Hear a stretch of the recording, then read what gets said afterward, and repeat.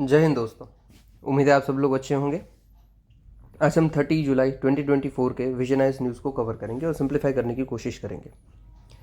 इस पीडीएफ का original credit विजनाइज को जाता है। चलिए शुरू करते हैं। तो सबसे पहले हमारी न्यूज़ है मैंग्रोव से रिलेटेड। तो एक बॉडी है ग्लोबल मैंग्रोव अलायंस, उन्होंने रिपोर्ट रिलीज़ की है स्टेट ऑफ वर्ल्ड मैंग्रोव 2024। ये मैंग्रोव एनुअल डे होता है 26 जुलाई को, तभी पब्लिश हुई है। चलिए रिपोर्ट में क्या क्या बोला है। तो भाई जितने भी हमारे वर्ल्ड में मैंग्रोव है उसका 1/3 हिस्सा सिर्फ साउथ ईस्ट एशिया में है। अभी सबसे पहले साउथ ईस्ट एशिया क्या होता है, कौन सा एरिया ये है। तो जो इंडिया है, इंडिया के राइट की बाजू जो जो भी एरिया आ रहे हैं वो सब साउथ ईस्ट एशिया के पार्ट है। ये मैप में देख लीजिए आप यहाँ पे। तो Myanmar, Thailand, Laos, Vietnam, Cambodia, Malaysia, Indonesia. ठीक है। इसका कोड क्या है मैंने पहले भी आपको करवाया हुआ है, फिर से देख लेते हैं हम। तो MLVTCM, Myanmar, Laos, Vietnam, Thailand, Cambodia, Malaysia. Malaysia थोड़ा सा लंबा है, फैला हुआ है, और उसके साथ नीचे आता है सिंगापुर छोटा सा, इंडोनेशिया और यहाँ पे फिलीपींस। तो ऑलमोस्ट आपका ये साउथ ईस्ट एशिया बन जाएगा। और दो छोटी कंट्री रह जाती है, ब्रूने यहाँ के साथ जुड़ा हुआ, मलेशिया के साथ ब्रूने, और यहाँ पे ईस्ट तिमोर। ये पूरा का पूरा साउथ ईस्ट एशिया हो जाएगा। ओके, तो इसी जो कंट्री है इनके पास 1/3 ऑफ मैंग्रोव्स हैं। मैंग्रोव पेड़ की स्पीशीज़ है। आपने कोई समंदर के किनारे आप गए हो तो वहाँ पे आपने डेफिनेटली ये देखा होगा, बड़े बड़े से झाड़ होते हैं खड़े खड़े। ओके, फिर क्या है, जो जितने भी वर्ल्ड में मैंग्रोव है उसमें से हाफ ऑफ द थ्रेटन है, IUCN रेड लिस्ट में है कि भाई इनको खतरा है, ये ख़त्म हो जाएगा। हमारे यहाँ पे जो लक्षद्वीप तमिलनाडु में है वो तो क्रिटिकली इंडेंजर्ड है, ये तो कभी भी ख़त्म हो सकता है। चलिए क्यों ख़त्म हो रहा है भाई, डाइवर्स लॉस क्यों हो रहा है। तो क्लाइमेट चेंज हो रहा है सबसे पहले, तो इसीलिए सी लेवल ऊपर आता जा रहा है, तो ये मैंग्रोव भी डूबते जा रहे हैं और ख़त्म होते जा रहे हैं। एक्सपेंशन हो रहा है श्रिम्प एक्वाकल्चर का। इसमें होता क्या है कि हम श्रिम्प को उगाना होता है, जो हम एक्वाकल्चर करते हैं उसमें हम मैंग्रोव को हटाते जाते हैं, काटते जाते हैं, साथ ही साथ कुछ कुछ हम वाटर पॉल्यूशन भी कर देते हैं, तो इससे मैंग्रोव ख़त्म हो जाते हैं। ओके, फिर हम ऑयल प्लांटेशन करते हैं, राइस कल्टीवेशन करते हैं, अगेन हम मैंग्रोव को हटाते हैं तो मैंग्रोव ख़त्म हो जाता है। ओके, तो देखो ख़त्म हो रहे तो उसका नुकसान बहुत सारा है। तो फ़ायदे क्या है अगर मैंग्रोव रहे, तो सबसे पहले ये प्लांट और एनिमल के लिए सपोर्ट देगा। मैंग्रोव जो इकोसिस्टम होता है वहाँ पे बहुत सारे एनिमल स्पीशीज़ रहते हैं, तो अराउंड 5700 प्लांट्स और एनिमल स्पीशीज़। साथ ही साथ ये कार्बन सिंक है, ये कार्बन को ऑब्जर्व करता है। अब सोचिए सिर्फ 1 hectare mangrove 394 ton carbon absorb कर लेता है। It's huge. ओके, फिर ये कोस्टल रीजन जितने भी होते हैं वहाँ पे फ्लड के चांसेस को कम करता है, क्योंकि समझ लीजिए मैंग्रोव ऐसे ऐसे खड़े हुए हैं और यहाँ से पानी आ रहा है, तो पानी को ये रोकेगा ना धीरे धीरे धीरे, तो फ्लड कम आएंगे उस एरियाज़ में। फिर ये फ़िश के लिए फूड का काम करता है, और इस एरियाज़ में जो फ़िश पाई जाती है, जो भी पाए जाते हैं, उन सब में प्रोटीन ज़्यादा होता है, omega 3 acids, vitamins, B12, D, यही सब तो बॉडी में ज़्यादातर हमें कमी होती है। फिर इम्प्रूव वाटर क्वालिटी भी करता है, क्योंकि ये फ़िल्टर के जैसे काम करता है वाटर में। ओके, आगे क्या है, तो मैंग्रोव के बारे में थोड़ी सी न्यूज़। तो भाई कोस्ट लाइन पे ज़्यादातर हमें दिखते हैं, शॉल्ट मार्शिश पे दिखते हैं, tidal creek, mud flat, estuaries. Estuary मतलब वही जहाँ पे समुद्र का पानी और नदी का पानी, मीठा और खारा पानी जो मिल रहा हो, वो एस्चुरीज। ये सॉल्ट टॉलरेंट है क्योंकि उनको खारे पानी से कुछ खास फ़र्क पड़ता नहीं है। सबसे ज़्यादा हाई रेनफॉल टेम्परेचर जहाँ पे हो वहाँ पे जल्दी उगते हैं, और सबसे ज़्यादा इंडिया में ये कहाँ पे मिलता है, तो वेस्ट बंगाल में मिलता है। ओके, तो हमने बचाने के लिए क्या क्या इनिशिएटिव कर रखे हैं। तो MISHTI mangrove initiative for shoreline habitats and tangible incomes. फिर sustainable aquaculture and mangrove ecosystem SAIME, ये हम इंडिया की है, और ग्लोबल लेवल पे हमने मैंग्रोव बैक थ्रू किया है बाई ग्लोबल मैंग्रोव अलायंस, जिसकी ये रिपोर्ट है। फिर हमने मैंग्रोव अलायंस फॉर क्लाइमेट, जो कि UAE ने और इंडोनेशिया ने साथ मिलकर लॉन्च किया था। क्या इंडिया दोनों का मेंबर है? हाँ भाई है, इंडिया दोनों का मेंबर है। ओके, आगे बढ़ते हैं। Next news. अब ये मैंग्रोव का आप यूज़ कहाँ पे करोगे? देखो डायरेक्ट क्वेश्चन भी आ सकता है, चांसेस है। साथ ही साथ आप अगेन क्लाइमेट चेंज के इफ़ेक्ट, या फिर पॉल्यूशन के इफ़ेक्ट, या फिर राइजिंग सी वाटर, कैसे हम इकोसिस्टम को बचा सकते हैं, इन सब पॉइंट में ये मैंग्रोव का यूज़ हो सकता है, ये जो पॉइंट लिखे हुए हैं उन सब का। ठीक है, आगे बढ़ते हैं। फिर आरबीआई की रिपोर्ट आई है, report on currency and finance. Okay, ये क्या है? तो ये जो रिपोर्ट है, हमारे जो आइडिया है इंडियाज़ डिजिटल रिवॉल्यूशन, उसके बेस्ड है। ये क्या क्या बात कर रहा है देखते हैं। तो सबसे पहले डिजिटल इकोनॉमी की बात की है। तो ग्लोबली जितनी भी डिजिटल इकोनॉमी है वो नॉर्मल इकोनॉमी से 2.5 टाइम्स फास्टर ग्रो कर रही है। यानी कि ये अगर 100 बढ़ रही है तो ये 250 बढ़ रही है। ओके, और 50% ऑफ ग्लोबल जीडीपी ये काउंट करता है। इंडिया में पर्टिकुलर हम देखें तो 10th ऑफ जीडीपी, इंडिया की जीडीपी अगर 100 रुपये है उसमें से 10 रुपये सिर्फ डिजिटल इकोनॉमी से आ रहे हैं। और हम ये हमारा ये टारगेट है कि हम 5th ऑफ जीडीपी पहुंच जाएंगे बाय 2026। ओके, ग्रोथ फैक्टर क्या क्या है? तो भाई हमारे यहाँ पे मोबाइल डेटा काफ़ी ज़्यादा यूज़ होता है, सबसे ज़्यादा पेनिट्रेशन है इंटरनेट का हमारे यहाँ पे, और स्टार्टअप भी बहुत अच्छे से हमारे ग्रो कर रहे हैं। आगे इंडिया रैंक करता है फर्स्ट हम आधार के साथ और रियल टाइम पेमेंट के वॉल्यूम में। हम यूपीआई यूज़ करते हैं, साथ ही साथ आधार कार्ड भी यूज़ करते हैं, ये बहुत हाईली यूज्ड है हमारे इंडिया में। फिर डीपीआई, डिजिटल पब्लिक इंफ्रास्ट्रक्चर, तो इसमें हमारा बहुत बड़ा हाथ है। हम सबसे पहले यूपीआई बहुत अच्छे से यूज़ करते हैं। फिर हमारे ये भी चांस है, हम ये भी सोचा है कि हम ग्लोबल करेंगे डिजिटल पब्लिक इंफ्रास्ट्रक्चर को through modular open source identity platform. ये कुछ नहीं है, सिर्फ डिजिटल प्लेटफॉर्म है जो कि सिक्योरिटी को अच्छे से रखता है, इंटरऑपरेबिलिटी अच्छी रखता है, ऐसे सब फ़ायदे हैं इसके। ओके, फिर हमने इंटरलिंकेज और ब्रॉडर यूपीआई भी कर दिया जैसे अदर नेशंस के साथ, सिंगापुर उसका पे नाउ। ओके, सोशल वेलफेयर में क्या फ़ायदा है, ये इंपॉर्टेंट पॉइंट है, इसको आप कहीं पे भी चिपका लेना कि जो इंडिया का डीपीआई है उसने अराउंड 415 मिलियन पीपल को पॉवर्टी से लिफ्ट किया है फ्रॉम 2005 टू 2021। और ये कौन बोल रहा है? तो यूएनडीपी बोल रहा है इन 2023 रिपोर्ट। आगे चैलेंजेस क्या क्या है डिजिटाइजेशन के ऊपर हमारे पास? तो भाई डेफिनेटली साइबर क्राइम बहुत होते हैं, साइबर सिक्योरिटी, उसके चलते हमारा 2.18 मिलियन जितना नुकसान हो गया है, और डेटा ब्रीच के चलते इतना नुकसान हो गया है। फिर जितने भी ओम्बड्समैन के पास कंप्लेन आते हैं, देखो ओम्बड्समैन क्या होता है, हर एक बैंक में एक ऑफिसर होता है जो कस्टमर की कंप्लेंट्स को एड्रेस करेगा, उसको सॉल्व करेगा।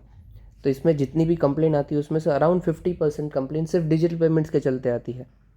फिर डार्क पैटर्न है। डार्क पैटर्न क्या होता है कि समझ लीजिए आप कोई वेबसाइट स्क्रॉल कर रहे हो, वहाँ पे लिखा हुआ है कि ये प्रोडक्ट 1 रुपये में मिल रहा है। जैसे ही आप इस पर क्लिक करोगे और बाई करने जाओगे, पता चलेगा कि भाई इस पर डिलीवरी चार्ज को आपको 250 रुपीज़ देना पड़ रहा है।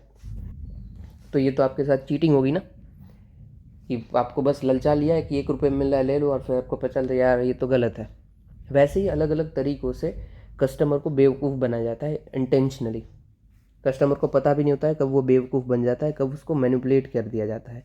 तो ये सब पैटर्न को बोलते हैं डार्क पैटर्न। ओके, सजेशन क्या क्या है रिपोर्ट के? तो हर एक ऑर्गेनाइजेशन को सेल्फ रेगुलेटरी और मैकेनिज़्म लेना चाहिए, और सेल्फ रेगुलेटरी ऑर्गेनाइजेशन होना चाहिए।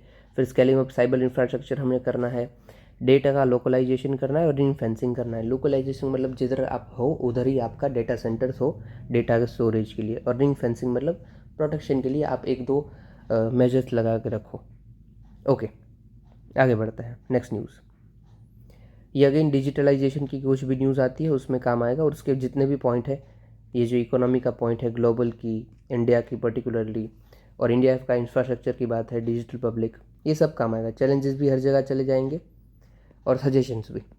आगे अभी रिपोर्ट है अर्बन फ्लडिंग के चलते, ये अभी आपको पता ही होगा क्योंकि रिसेंटली दिल्ली का एक काफ़ी फेमस न्यूज़ है जिसमें एस्पिरेंट्स जो पढ़ रहे थे उनकी डेथ हो गई है। देखिए क्या है अर्बन फ्लडिंग में। तो सबसे पहले डेफिनेशन, तो rapid rise in flood water in urban areas due to limited infiltration and heavy rainfall event.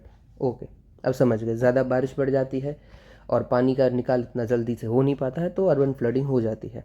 इसको मैनेजमेंट की जिम्मेदारी किसकी है? तो स्टेट गवर्नमेंट की, साथ ही साथ अर्बन लोकल बॉडीज़ उधर हो है तो, और अर्बन डेवलपमेंट अथॉरिटीज़। ओके, क्या क्या फैक्टर्स है अर्बन फ्लडिंग्स के?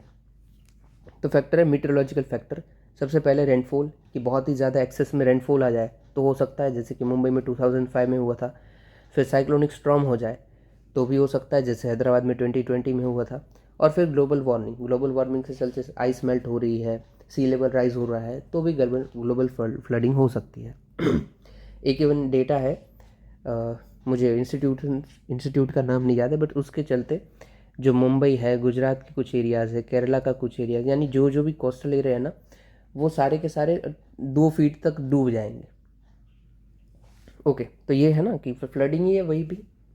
आगे हाइड्रोलॉजिकल फैक्टर, तो कोर्सेस ऑफ रिवर अगर चेंज हो जाए, समझ लीजिए कि गंगा रिवर यहाँ से बह रही है, यहाँ पे हमारा प्रयाग है, अभी उसका रिवर चेंज हो जाता है कोर्स, उसका दिशा चेंज होता है, अभी यहाँ से बहने लगी तो प्रयाग में डेफिनेटली फ्लड हो जाएगी। आगे ह्यूमन फैक्टर्स क्या क्या है, तो हम अर्बनाइजेशन कर रहे हैं, डिफॉरेस्टेशन कर रहे हैं, इंफ्रास्ट्रक्चर इतना अनप्रेसिडेंटल अमाउंट में बिल्ड कर रहे हैं और कैसे भी, तो उससे भी दिक्कत हो जाती है, ड्रेनेज चैनल है वो चेंज हो जाती है, और कभी कभी हम वाटर और डैम का जो पानी होता है वो भी ऐसे ही रिलीज़ कर देते हैं, तो उससे भी दिक्कत हो जाती है, जैसे कि चेन्नई का फ्लड हुआ था 2015 में। ओके, तो ये 3 फैक्टर है, मीटरोलॉजिकल, हाइड्रोलॉजिकल और ह्यूमन फैक्टर। ओके, इम्पैक्ट क्या पड़ेगा, we all are aware of it, loss of livelihood and property, epidemic, transport, damage to building. Epidemic कैसे आएगा, अगर ज़्यादा पानी भर जाता है उस एरियाज़ में तो ज़्यादा मच्छर हो जाएंगे, ज़्यादा मच्छर हो जाएंगे तो उसी से ज़्यादा बीमारियाँ फैलेंगी, जैसे डेंगू, मलेरिया, चिकनगुनिया, तो एपिडेमिक हो सकता है। ओके, स्टेप्स क्या हमने लिए हैं अर्बन फ्लडिंग को काउंटर करने के लिए, तो AMRUT mission, Atal mission on rejuvenation of urban towns, ऐसा कुछ है। फिर standard operating procedure for urban flooding by ministry of urban development. फिर एनडीएमए की गाइडलाइंस है। देखो, कोई भी अगर हज़ार्ड होता है या फिर कोई भी डिज़ास्टर होता है, अगर आप अपने आंसर में लिख रहे हो रिकमेंडेशंस या फिर स्टेप्स जो हमें लेना चाहिए या फिर ले लिए हैं, तो उसमें आप एनडीएमए की गाइडलाइंस लिख दो, आपका आंसर परिपूर्ण हो जाएगा, एकदम मस्त। और हर एक के लिए एनडीएमए ने बाकायदा गाइडेंस दे रखी है अपनी ऑफिशियल वेबसाइट पे, आपको जिसकी भी देखना हो आप सर्च करके देख लो। इधर इसकी गाइडलाइन क्या है, तो हज़ार्ड जोन मैपिंग करनी है, comprehensive urban flood disaster management information system बनानी है, और अलग से एक सेपरेट डिपार्टमेंट भी बनाना है। ओके, फिर स्टेट इनिशिएटिव भी लिए हैं, चेन्नई फ्लड वार्निंग सिस्टम है पर्टिकुलरली, फिर कलकत्ता का भी अर्ली वार्निंग सिस्टम है। अभी इसका क्वेश्चन कैसे बन सकता है, तो पहले ऑलरेडी बना चुका है, जैसे कि लैंडस्लाइड पे बन चुके हैं, क्योंकि जिस वक्त लैंडस्लाइड आ रही थी तो उसी वक्त यूपीएससी ने लैंडस्लाइड के ऊपर क्वेश्चन पूछ लिया था, तो अर्बन फ्लडिंग पे भी आ सकता है 24 में, देयर इज चांसेस, और डायरेक्टली भी आ जाएगा, आ सकता है, पॉसिबल है। न्यूज़ क्या थी, तो भाई अर्बन फ्लडिंग के चलते जो प्रोजेक्ट थे वैसे प्रोजेक्ट अप्रूव कर दिए हैं अर्बन अपनी होम मिनिस्ट्री ने, 5 स्टेट में, तेलंगाना, गुजरात, ये सब बकवास है, जाने दो, आगे बढ़ता है। यूनियन बजट 2024 ने नेचुरल फार्मिंग को पुश दिया है, और क्या बोला है कि अगले 2 साल में 1 करोड़ फार्मर नेचुरल फार्मिंग के साथ जुड़ जाएंगे और उसको सर्टिफिकेट दिया जाएगा। साथ ही साथ हम 10,000 नए बायो इनपुट रिसोर्स सेंटर बनाएंगे। ओके, सबसे पहले नेचुरल फार्मिंग होती क्या है, नाम से ही पता चल रहा है हमें, तो ये ऐसी फार्मिंग है जहाँ पे हम complete elimination of synthetic chemical agro input करेंगे। यहाँ पे हम कोई भी केमिकल का, पेस्टिसाइड्स का, ऐसा कुछ भी यूज़ नहीं करते हैं, इट इज़ नेचुरल। ओके, और ये लो इनपुट है definitely. It is considered as agro ecology based on diversified farming system. यहाँ पे हम क्रॉप्स भी ग्रो करते हैं, ट्रीज़ भी करते हैं और लाइव स्टॉक्स भी होते हैं, सब साथ में चलाते हैं, इसलिए बायोडाइवर्सिटी अच्छे से चलती है। ओके, इसका फ़ायदा हमें भाई इंडिजीनियस जो हम फार्मिंग करते थे उसमें क्या क्या आता था, तो हम मल्टी क्रॉपिंग करते हैं, सिंथेटिक फर्टिलाइज़र्स है हमारे पास ट्रेडिशनल फार्मिंग में सब, फिर हम माइक्रोबियल एक्टिविटी करवाते थे, कोई भी अगर माइक्रो ऑर्गेनिज्म जो काम करता है, फिर टीलेज हमारा मिनिमल होता था, हम काउ डंग को यूज़ करते थे ताकि फर्टिलाइज़र के जैसे काम करे। और प्रैक्टिसिंग स्टेट कौन कौन से, तो आंध्र प्रदेश, कर्नाटका, हिमाचल प्रदेश, बहुत सारे हैं, ये बकवास है। ठीक है, सिग्निफिकेंस क्या है, फ़ायदा क्या होगा नेचुरल फार्मिंग का हमें, तो यील्ड अच्छी हो जाएगी और फार्मर की इनकम भी बढ़ जाएगी, इंटरलिंक है दोनों। फिर बेटर हेल्थ होगी और न्यूट्रिशन भी अच्छा आएगा, जो ऐसा फूड ग्रो होता है नेचुरली उसमें डेफिनेटली बोला जाता है कि इसमें ज़्यादा न्यूट्रिशन होगा। एनवायरमेंटल कंजर्वेशन होगा, क्योंकि हम अगर कोई पेस्टिसाइड यूज़ नहीं कर रहे हैं, केमिकल यूज़ नहीं कर रहे, तो एनवायरमेंट भी कंजर्व हो रहा है, सॉइल फर्टिलिटी बढ़ जाएगी, और साथ ही साथ जो कार्बन और नाइट्रोजन फुटप्रिंट है, मतलब हम जो रिलीज़ कर रहे हैं कार्बन या नाइट्रोजन, वो हमारा कम हो जाएगा। ओके, अभी आप खुद सोचिए कि इसमें दिक्कत क्या आ सकती है। अगर हम सोचें, हमें सबसे पहले पता चल जाएगा कि भाई हमारे यहाँ पे फार्मर जो है वो इलिटरेट है, उनके पास इतना नॉलेज ही नहीं है। तो स्केप्टिकल फार्मर्स हैं, उन्हें पता ही नहीं है कि ये करना चाहिए नहीं करना चाहिए, शायद ये कर लिया और फिर ईल्ड कम हो गई तो उससे अच्छा है केमिकल यूज़ कर लो। फिर हमारे पास क्वालिटी इनपुट्स नहीं है, हमारे पास कोई रिसर्च नहीं है ऑलरेडी अवेलेबल, और साथ ही साथ जो लेबर कॉस्ट है वो भी इसकी काफ़ी हाई होती है। ओके, अभी हमने इनिशिएटिव लिए क्या है नेचुरल फार्मिंग को प्रमोट करने के लिए। तो हमारा national mission for natural farming है, फिर हमारा परंपरागत कृषि विकास योजना है, ये कल भी पॉइंट में था, फिर national mission on sustainable agriculture है। ये सब पॉइंट आपको हमेशा याद रखना है, ठीक है। कभी भी आपको दिमाग में कोई भी एग्रीकल्चर के रिलेटेड क्वेश्चन आए तो ये 2-4 पॉइंट आपको हमेशा पता होने चाहिए कि इंडिया ये कर रहा है भाई। कृषि विकास योजना, प्रधानमंत्री फसल बीमा योजना, परंपरागत कृषि विकास योजना, national mission on sustainable agriculture, ये सब आपको वैसे मुंह ज़बानी होने चाहिए कि रात में भी पूछे तो आपको याद है, क्योंकि आप हमेशा इसको यूज़ कर पाओगे आंसर में। बाकी ये जो सिग्निफिकेंस है, जो चैलेंजेस है, वो तो आप ऐसे भी लिख दोगे, आपको आदत हो जाएगी जैसे आप आंसर राइटिंग करोगे वैसे। ओके, और स्टेट इनिशिएटिव भी है, जैसे zero budget natural farming, Andhra Pradesh का मॉडल है नेचुरल फार्मिंग का, उसको अडॉप्ट करना है। ऐसे जो मॉडल्स होते हैं वो डायरेक्टली तो आपको काम नहीं आते हैं, और चांसेस भी कम है कि आपको आंसर के समय वो याद आए, बट हाँ याद आते हैं तो ग्रेट है। चलिए आगे बढ़ते हैं। फिर कॉड की मीटिंग हुई है टोक्यो में रिसेंटली। सबसे पहले कॉड है क्या, तो देखो ये इंडिया है समझ लीजिए, यहाँ पे वो पूरा Europe, Russia, USSR, south east Asia, यहाँ पे हमारा पड़ता है जापान, यहाँ पे हमारा पड़ता है ऑस्ट्रेलिया, और यहाँ पे अमेरिका। तो ये 4 कंट्रीज़ का एक ग्रुप है जिसको कॉड बोलते हैं, ठीक है। अभी ये कॉड में काम क्या चलता है, कॉड का फुल फॉर्म क्या है, तो कॉड है क्वाड्रिलेटरल सिक्योरिटी डायलॉग, मतलब कॉड। और इसका काम क्या है, तो जो इंडो पैसिफिक का रीजन, जो मैंने बताया था इतना रीजन, ये रीजन है इंडो पैसिफिक का। यहाँ पे इंडियन ओशन और पैसिफिक ओशन दोनों आता है, इसीलिए इंडो पैसिफिक। इस रीजन को हमें शांति में बनाए रखना है। यहाँ पे ट्रेड है वो लिबरल रहना चाहिए, ओपन रहना चाहिए, स्टेबल, सब कुछ ठीक से चले। और ये हम किसके लिए कर रहे हैं, डेफिनेटली हमें पता है कि ऊपर चाइना है, जो चाइना क्लेम करता है अपनी 9 डैश लाइन, हमने कल ही ये पढ़ा है, ठीक है। नहीं पढ़ा तो आप कल का वीडियो देख लीजिएगा। तो 9 डैश लाइन काउंट बताता है, तो इससे डिस्प्यूट होगा ही होगा, और हमारा एम क्या है कि इस एरिया में शांति रहे। तो definitely it is against Chinese illegal exclusive economic zone claims. Somehow directly ऐसा नहीं बोलना है, ठीक है। डायरेक्टली तो ऐसे ही बोलेंगे हम पीस के लिए, ट्रेडिंग को लिबरल करने के लिए, open stable prosperous Indo Pacific के लिए कर रहे हैं। डीप डाउन इसका एम चाइना है ज़रूर। ओके, इसकी फर्स्ट मीटिंग कहाँ पे हुई थी, 2007 में हुई थी। ओके, आगे बढ़ते हैं। मीटिंग अभी जो रिसेंटली हुई है टोक्यो में मीटिंग, उसकी हाइलाइट्स क्या क्या हैं, तो वही इंडो पैसिफिक की मैरीटाइम डोमेन को, अवेयरनेस को हमें और बढ़ाना है, सेफ्टी इंश्योर करनी है। फिर हम को सोचे हैं कि कॉड मैरीटाइम लीगल डायलॉग बनाए, जिसका मेन एम यही रहेगा कि हम रूल बेस्ड मैरीटाइम ऑर्डर को सपोर्ट करेंगे, और इसके लिए हम अलग से एक ग्रुप भी बनाएंगे। आगे ह्यूमैनिटेरियन असिस्टेंस और डिज़ास्टर रिलीफ, अगर कुछ हो जाता है तो हम हेल्प करेंगे एक दूसरे की। फिर women peace and security agenda हमारा रहेगा, ताकि ओके। सिग्निफिकेंस क्या है कॉड का, definitely counter balance China's growing presence in Indian Ocean region. फिर कॉड हमें एक प्लेटफॉर्म प्रोवाइड करता है एक्ट ईस्ट पॉलिसी के लिए। अगेन ये हमने कल ही देखा था act east policy. Act east policy क्या है, तो इंडिया का ईस्ट में जो भी कंट्री है उसमें उसके रिलेशनशिप अच्छे करना। फिर फॉरेन पॉलिसी स्ट्रेटेजी में भी हमें काम आएगा, और इंडिया के डिफेंस कैपेबिलिटीज़ को भी बढ़ाने के लिए ये काम आएगा, ये सप्लीमेंट करता है। ओके, आगे बढ़ते हैं। फिर है world's first thorium molted salt nuclear power plant. अभी क्या है, जो भी न्यूक्लियर पावर प्लांट होते हैं वो ज़्यादातर चलते हैं यूरेनियम पे, पर चाइना ने पहला ऐसा पावर प्लांट बनाया है जो चलेगा थोरियम पे, ठीक है। अभी ये टेक्निकली कैसे काम करेगा वो हमारे काम का नहीं है, वो जाने इंजीनियर्स, और उसकी एग्ज़ाम में, हमारे यूपीएससी में इतना काम का नहीं है।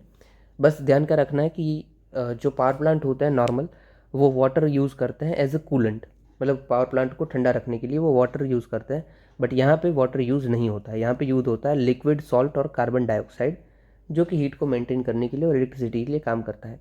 प्रीलिम्स में क्वेश्चन बन सकता है, तो आप इसको ध्यान रखोगे कि वाटर इसमें यूज़ नहीं होता है। क्या होता है? लिक्विड सॉल्ट और कार्बन डाइऑक्साइड। ओके, इससे फ़ायदा क्या होगा? तो जो चांसेस होते हैं मेल्ट डाउन के, वो बहुत ही कम हो जाएगा। कभी कभी न्यूक्लियर पावर प्लांट में क्या होता है, जो उसकी मशीनरी होती है वो मेल्ट डाउन हो जाती है, इसमें ये नहीं होगा। Thorium as a fuel naturally occurring है। थोरियम क्या है? तो नेचुरली हमें मिल जाता है, रेडियो एक्टिव एलिमेंट है। कहाँ पे मिल जाएगा? तो soil, rock, water, plant, animal, सब में ये मिल जाता है। इसके कैरेक्टरिस्टिक क्या आता है? तो थोरियम जो है वो डायरेक्टली न्यूक्लियर एनर्जी प्रोड्यूस नहीं करता है, बल्कि इसे पहले आपको U233 में ट्रांसफ़र करना पड़ेगा, उसके बाद ये न्यूक्लियर रिएक्टर में एनर्जी प्रोड्यूस कर पाएगा। अभी ये U233 क्या है? तो भाई ये यूरेनियम का ही एक आइसोटॉप है, ठीक है। नॉर्मली हम जो यूज़ करते हैं वो होता है U235, और इसमें हम यूज़ कर रहे हैं यूरेनियम 233। ओके, आगे बढ़ते हैं। सिग्निफिकेंस क्या होगा भाई थोरियम वाले का? तो एबंडेंट सप्लाई मिलेगी यूरेनियम से ज़्यादा भी। केरला और ओडिशा के पास, हमारे पास क्या फ़ायदा है? तो केरला ओडिशा के पास ऑलरेडी मोनाजाइट्स के ज़्यादा रिजर्व पड़े हुए हैं। और मोनाजाइट क्या होता है? तो monazites is one of the resource जहाँ से हमें थोरियम मिलता है। ओके, और साथ ही साथ आंध्र प्रदेश, बंगाल, झारखंड, वाना पे भी मोनाजाइट मिल जाता है। फिर ये केमिकली सेफ है comparatively to uranium, environmentally safe है कंपेरेटिव टू यूरेनियम, ये लेसर टॉक्सिक है, और रेडियो एक्टिव भी शॉर्ट ड्यूरेशन के लिए इसका होता है। ओके, ठीक है। Role of thorium in India nuclear programme क्या है? हम क्या कर रहे हैं कुछ? तो देखो, इंडिया का न्यूक्लियर प्रोग्राम है ना, 3 स्टेज न्यूक्लियर प्रोग्राम है। उसमें फर्स्ट जो होता है उसमें हम यूरेनियम को यूज़ करते हैं, 3 स्टेज का ये बना हुआ है। फिर सेकंड जो होता है उसमें हम यूरेनियम में जो बचता खुदता है प्लूटोनियम, उसको यूज़ करते हैं। और थर्ड में हम यूज़ करते हैं थोरियम को। ओके, तो इसी के साथ हमने बनाया हुआ है कि थर्ड स्टेज में हमारा थोरियम ऑलरेडी प्रोड्यूस हो रहा है, हम यूज़ करेंगे थोरियम को। फिर वेल इस्टेब्लिश प्रोसेस है, advance water heavy water reactor हमारा काम कर रहा है ये बार्क में। बार्क है Bhabha atomic research centre, Homi Bhabha आप पहचानते ही होंगे। अभी वेल इस्टेब्लिश क्या था? तो जो मोनाजाइट होता है उसमें से एक्सट्रैक्ट करना थोरियम को, वो हमारे पास ऑलरेडी अवेलेबल है, तो ये टेक्नोलॉजी तो हमारे पास है। Okay, that's it. अभी इसका क्या काम आएगा? ये देखो, ये मेन से ज़्यादा प्रीलिम्स में आपको पूछा जा सकता है, क्योंकि नई टेक्नोलॉजी है और न्यूक्लियर न्यूज़ में भी रहता है, तो ध्यान रखना है आपको। चलिए, अभी शॉर्ट न्यूज़ है, हम कोशिश करेंगे जल्दी से जल्दी कवर कर लें। और आप एक बात देखिए, ये जो भी क्वेश्चंस होते हैं ना, वो एक आंसर होता है, सिर्फ क्वेश्चन नहीं होता है। जैसे ये कॉर्ड वाला था, तो आपको कॉर्ड में सिग्निफिकेंस मिल गया, फिर मीटिंग की हाइलाइट्स मिल गई, और कॉर्ड का बैकग्राउंड मैंने आपको बता दिया। तो ऐसे सब क्वेश्चन के जो पॉइंट्स होते हैं उसको आपको सिर्फ समझना है, उसको रट्टा मत मारना, सिर्फ समझो यहाँ ऐसा है। क्योंकि उधर आप रट्टेबाजी वाले ये शब्द नहीं लिख पाओगे, आप अपने ही शब्द लिखोगे, बट आपने समझा होगा तो आप अच्छे से लिखोगे। That's it. और ऐसे ही लिखना है एग्जाम में, सिर्फ 2 लाइन के पॉइंट लिखो। आप बड़े बड़े पॉइंट लिखोगे, शायद 7 मिनट में आपका आंसर होगा नहीं। चलिए आगे बढ़ते हैं। सेंट्रल वाटर कमीशन, सब ये बकवास न्यूज़ है, ऐसे ही देख लीजिए। सेंट्रल वाटर कमीशन की एक कमीशन ने एक बॉडी है GEF करके, ग्लोबल एनर्जी एनवायरनमेंट फाउंडेशन, उसको अवार्ड दे दिया है, ग्लोबल वाटर टेक अवार्ड। किसके अंदर जो कि आता है? तो water department of the year category के अंदर इसको अवार्ड मिला है। सेंट्रल वाटर कमीशन क्या है वो देख लीजिए। तो BR अम्बेडकर की एडवाइस से इसको बनाया गया था। जो सेक्रेटरी होते हैं गवर्नमेंट के, वही इसके चेयरमैन होते हैं, एक्स ऑफिसो चेयरमैन। सेक्रेटरी कौन होगा? तो IAS होगा, जो कि अच्छा काम किया होगा। आप में से कोई बन सकता है, हम भी बन सकते हैं। फिर अटैच ऑफिस होती है ये मिनिस्ट्री ऑफ जल शक्ति की, और इस sustainable development manage India's water resources, ये सब इसका काम है। आगे बढ़ते हैं। पेरियार टाइगर रिजर्व, उसकी भी न्यूज़ है। क्यों न्यूज़ में था ये?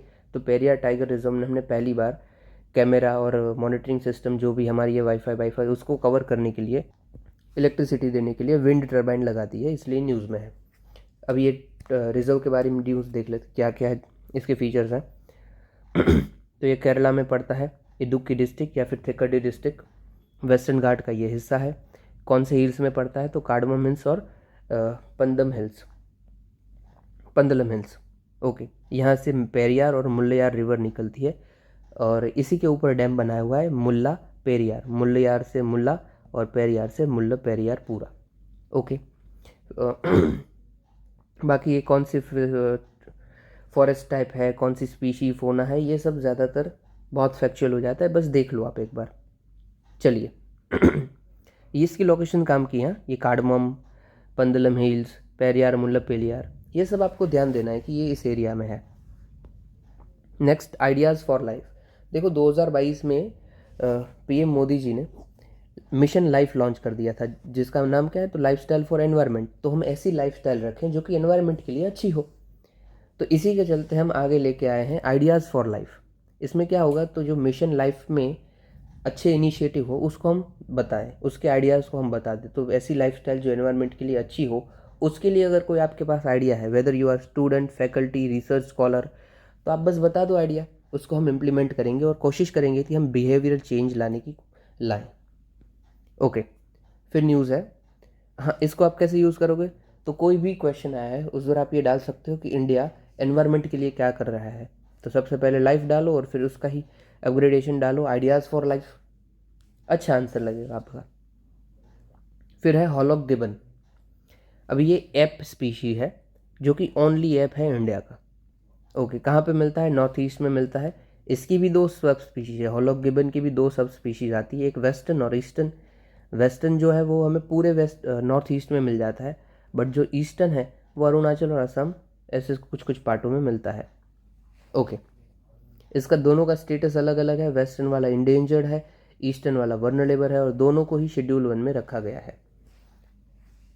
चलिए आगे देखते हैं, इतना काम का नहीं है, बस ध्यान देना है ये हॉलॉक गिबन अगर आता है तो ये ऐप स्पीशी है और सिर्फ इंडिया ओनली ऐप है जो कि इंडिया में हमें पाया जाता है। चलिए देख लेते हैं आगे की न्यूज़। फिर है MQ-9B UAV। देखो हमारे हर एक इम्पोर्ट प्रोक्योरमेंट के लिए कि डिफेंस में हम क्या चीज़ रखेंगे, कौन सी हमें बंदूक चाहिए, गन चाहिए, ऐसा कुछ भी होता है, अगर हमें कुछ खरीदना है तो उसका डिसीजन लेता है डिफेंस इक्विजिशन काउंसिल। नाम से आपको पता चल रहा है, इसको चेयर होते हैं डिफेंस मिनिस्टर। इन्होंने रिसेंटली अप्रूव कर दिया है ये यूएवी को। ये यूएवी का काम क्या है, तो इसके अंदर दो वेरिएंट है, एक स्काई गार्डियन और एक सी गार्डियन। अब ये यूएवी मतलब अनमेन्ड एरियल व्हीकल, जिसके अंदर किसी ड्राइवर की, पायलट की ज़रूरत नहीं है, वो अकेले अपने आप ही चलेगा, ठीक है, जैसे खिलौने का होता है उस टाइप से अपने आप चलेगा। इसके फ़ायदे क्या हैं, जो गार्डियन है वो 40 घंटे तक ऐसे ही चल सकता है और सैटेलाइट के तरीके से मस्त काम कर सकता है। और जो सी गार्डियन है, स्काई वाला 40 घंटे, सी वाला 30 घंटे तक चलता है। इसके अंदर रडार होता है, लिनक्स मल्टी मोड रडार, ये अपना सब कुछ काम अपने आप कर लेगा, टेक ऑफ भी कर लेगा, लैंडिंग भी कर लेगा। लेज़र गाइडेड, इसके अंदर मिसाइल्स भी होती है, laser guided anti tank, anti ship missile, इसीलिए ये फाइट भी कर पाएगा अपने आप ही। दूसरा हमें क्या काम आएगा, तो anti surface warfare, submarine warfare, humanitarian assistance या फिर डिज़ास्टर रिलीफ, सब में ये काम आ सकता है। और अभी हर एक देश ज़्यादा से ज़्यादा पसंद कर रहा है कि हम यूएवी बनाएं, न कि खुद अपने पायलट को भेजें कोई वॉरफेयर के लिए। अमेरिका ने वैसे थोड़े टाइम पहले ही रईसी को मार दिया था, एक बड़ा टेररिस्ट है बड़ा सा, उसको यूएवी से ही मार दिया था।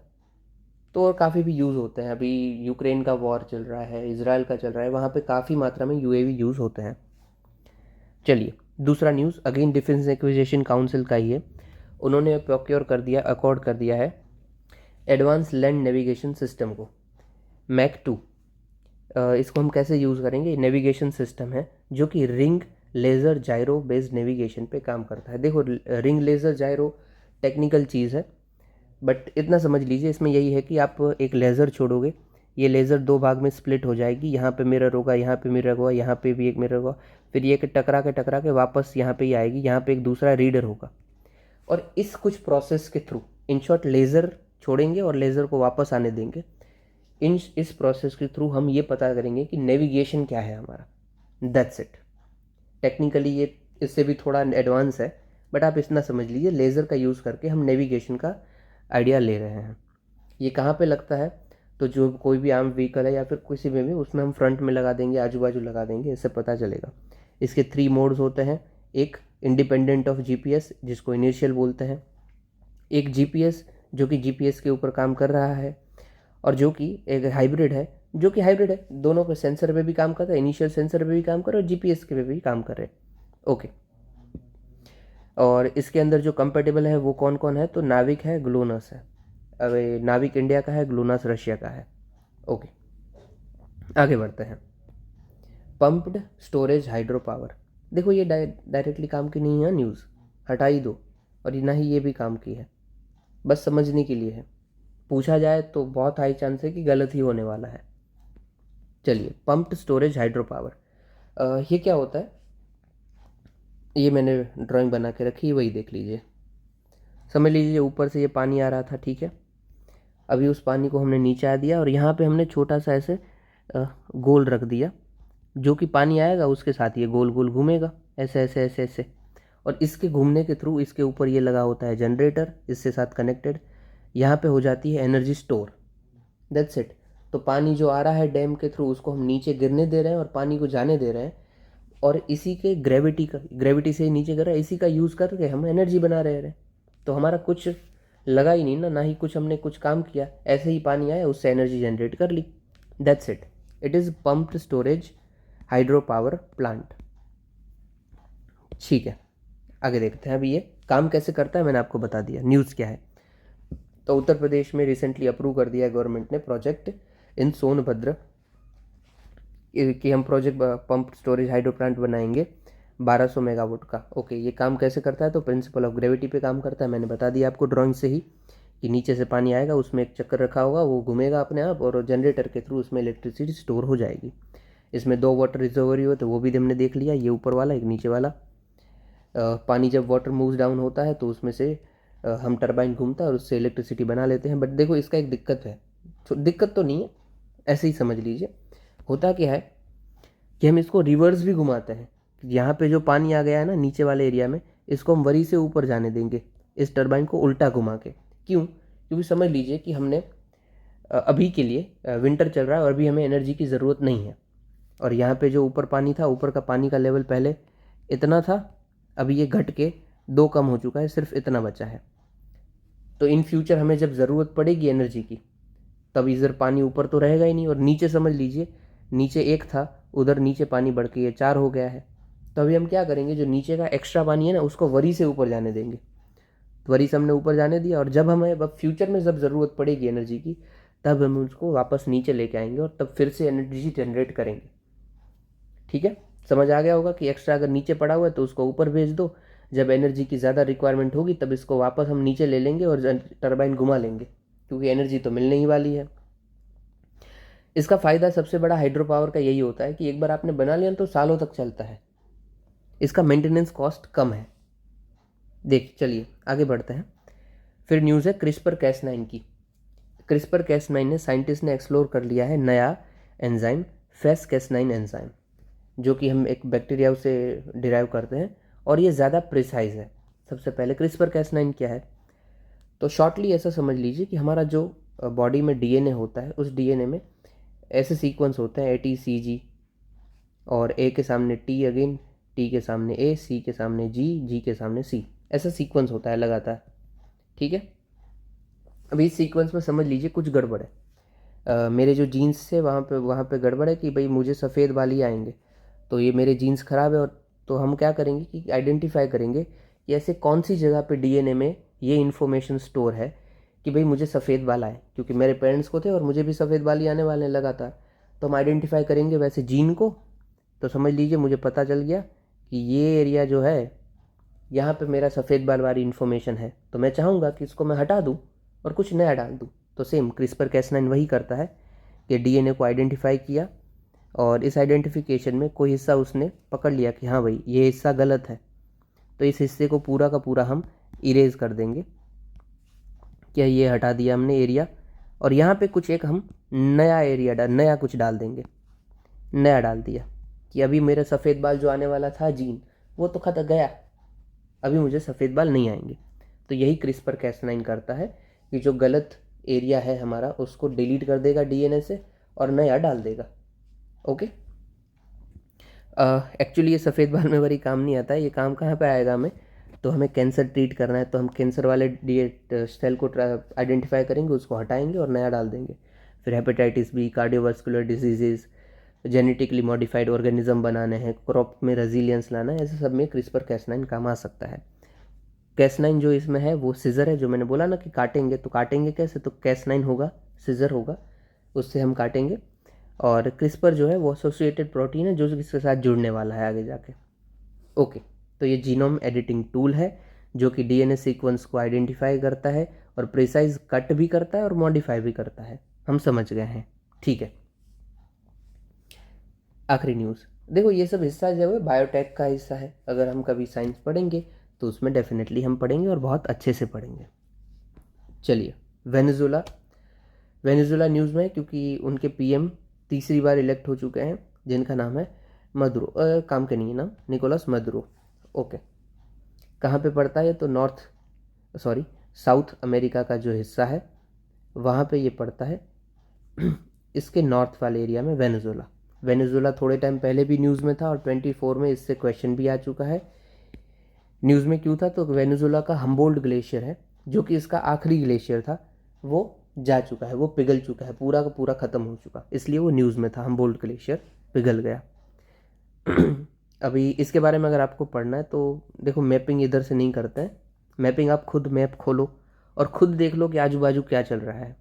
देखो, इधर से ऐसे ही देख लेते हैं तो वेनेजुला के ऊपर कैरेबियन सी आता है, राइट बाजू अटलांटिक ओशन आता है और लेफ्ट बाजू पैसिफिक ओशन आता है।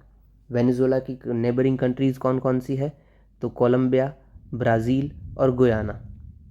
ऊपर ये कैरेबियन सी है पूरा का पूरा, और कैरेबियन आइलैंड्स हैं, ये जो जो भी दिख रहे हैं वो कैरेबियन आइलैंड्स है। यहाँ पे जमैका, फिर डोमिनिक रिपब्लिक, वेस्ट इंडीज़, वो सब के एरियाज़ हैं, ठीक है।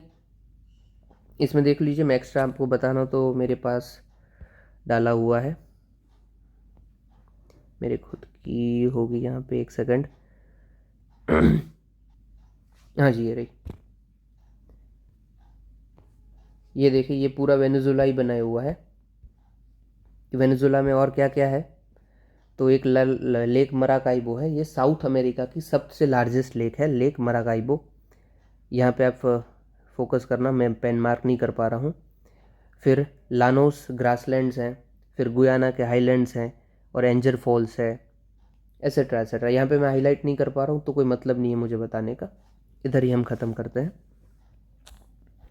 Okay, that's it for this video. अगर आपको कुछ समझ ना आ रहा हो तो प्लीज़ मुझे बता दीजिएगा, और मुझे साथ ही साथ अभी ये भी बता दीजिए कि मैं सोच रहा हूँ कि या तो मैं इकोनॉमिक्स पढ़ा दूँ या कल्चर पढ़ा दूँ, और साथ ही साथ में जो विजन की मैगज़ीन आ गई है जून की, वो भी पढ़ा दूँ। आप मुझे बस प्रायोरिटी बता दीजिए कि क्या हमें पहले करना चाहिए, किस में आपको ज़्यादा मन है करने का, हम वो पहले कर लेंगे।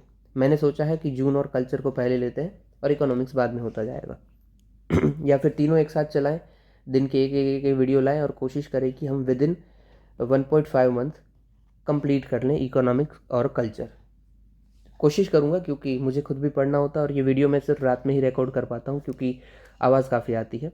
बस मुझे बता दीजिएगा, फिर हम कुछ सोच लेंगे। इतना सुनने के लिए आपका शुक्रिया। चलिए, जय हिंद।